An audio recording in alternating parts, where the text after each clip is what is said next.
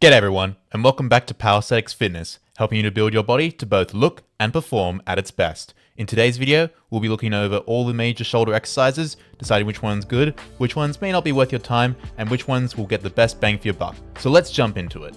So the way this tier list will work is that we'll go through each of these exercises at the bottom here and place them between A and D, and then at the end of it, I'll give you which three I think are the most important. If you can only do 3 exercises, which I would prioritize doing so. I'll also then give out a underrated award just for the ones that I think that don't get enough appreciation, and then an overrated one, which is like not necessarily bad, but I think is definitely overrated by the community. So let's jump into it with the first exercise, that being the overhead press. Now this is an extremely good exercise. It's obviously mostly going to emphasize the front delts, but obviously as well hits the lateral and the rear delts, and I think is an absolutely great way to build up great strength, great power, great for hypertrophy, and it can also have like definitely good implications for endurance. So that is going to be our first A tier. Great pressing movement, so it's a great way to overload and just great in most areas. Second up is going to be the push press, very similar to an overhead press, except it's going to be a bit more for power, strength, and also for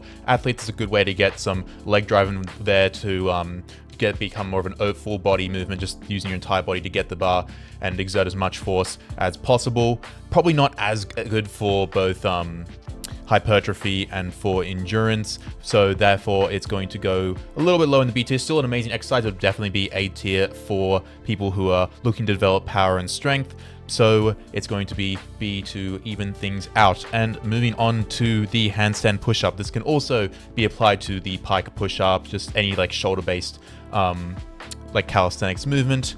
Handstand push-up, very good exercise. I used to use them quite a bit when I had was on the road and couldn't really do a lot of like weight stuff. It was a good way to still work the shoulders. Comparatively, like the only real problem I have is that it is a bit hard to load. It can be a little bit dangerous if you're starting off new and then you lose your grip, and then you could fall and hit your head, provided you are on a soft surface. That being said, it's still a very good exercise, but I just think that if you have access to a barbell, it's like in some ways it's far safer, it's easy to load and stuff like that. So for that, I'm going to be putting it in the B tier. Coming up next is going to be the dumbbell snatch, and this can be good for like power, but apart from that, it's not got good like strength. It's not got good for hypertrophy. It's mostly just going to be more of a sort of a CrossFit exercise. It's good, but it's not going to be great for most scenarios, and therefore it is going to go either. I think I'll be generous. I'll put C. Or it's going to be either C or D, but we'll go C. Next up is the front raise. Now the front raise, I know that a lot of the fitness community have kind of come around to the right way on the front raise, being it's basically kind of pointless because so many different pressing movements, whether it be overhead press, bench press, dips, they're going to be using the front delt to a great degree, and therefore doing isolated front delt work is just completely unnecessary. You need to be focusing on your rear delts, your lateral delts, as those are the ones which are going to be neglected by those movements, and therefore the front delt, like, it's not necessarily that it's a bad movement, it's not going to cause any injuries, but it's just so unnecessary. And if you have like, unless you're like a professional bodybuilder who's like for some reason doesn't have like the best front delts, which is going to be very, very, very rare, then there's basically no point in doing the front raise. So they're going to be going in the D tier. Moving on to the high pull / the upright row. So obviously there's going to be some people who may have like a few prior injuries in their shoulder, and therefore probably not the best exercise. But apart from that, if you have healthy shoulders, if you're young, and if you go like, make sure you go light and go more for volume, this is going to be a very good exercise for building up the lateral and the rear delts. It's kind of like, I like to see it as the equivalent of the overhead press for the pulling parts of the shoulder, because obviously a lot of like muscles, like the backs for pull, chest is for push, shoulders can do like a bit of both. Like obviously we can see in the list here, there's some pressing exercises in the overhead press, but then obviously there's the pull in the high pull here that'll work more the lateral and the rear delts, and therefore I think it's a very, very effective movement, and it's why it's going to be going in the A tier alongside the overhead press. Next up is going to be the dumbbell lateral raise. So this occasionally recently has gotten a little bit of what's called negative feedback by saying that the resistance curve isn't the best, like as well, like for the starting part of the rep it's not great, but it is better at the second half. And even though it's still like a very good exercise for the top half, I do think that sometimes the resistance path isn't optimal. It's still very, very good, but I think that there's definitely better options. So that's why it's going to go in the B tier. But I do find personally that the cable lateral raise is definitely better. I just personally just prefer the resistance curve. I find that you can also get a better stretch on the shoulder, which is a very rare thing. It's very hard to get a stretch on the shoulder, but with the arm coming across the body can be very good for that sort of thing. So the cable lateral raise is going to be going in the A tier. Probably one of the best things for the lateral delt, which is a very important muscle because it's what builds up a lot of the like shoulder width that a lot of guys are looking for. So definitely a good exercise for that. Next up is going to be the reverse fly.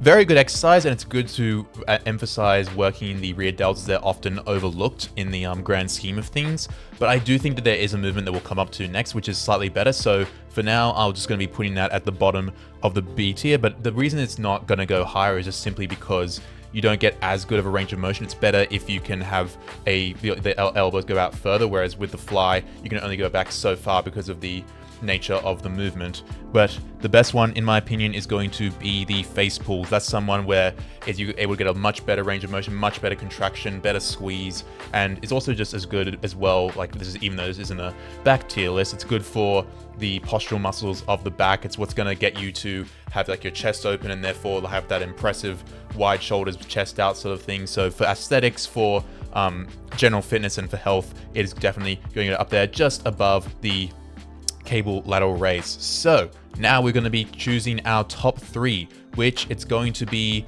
a press, a pull, and then as you'll see, a corrective. So we're going to go with the overhead press. I just think that's an extremely good exercise for just the overall shoulders, particularly the front shoulders. It's good for building strength, good for building hypertrophy. Just as a movement, you can't go wrong. Plus it just looks really cool while doing so.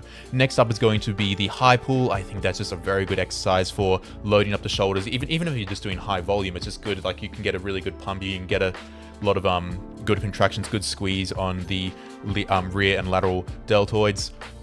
And finally, I'm going to choose the face pull. You can honestly, for this third choice, either go for a movement that hits the lateral head or the rear head. I'm putting the rear head here just because I feel like that's the most neglected, and I think that's very important to emphasize. And you're probably going to get more, like a decent amount of work from the lateral head in both the overhead press and the upright row.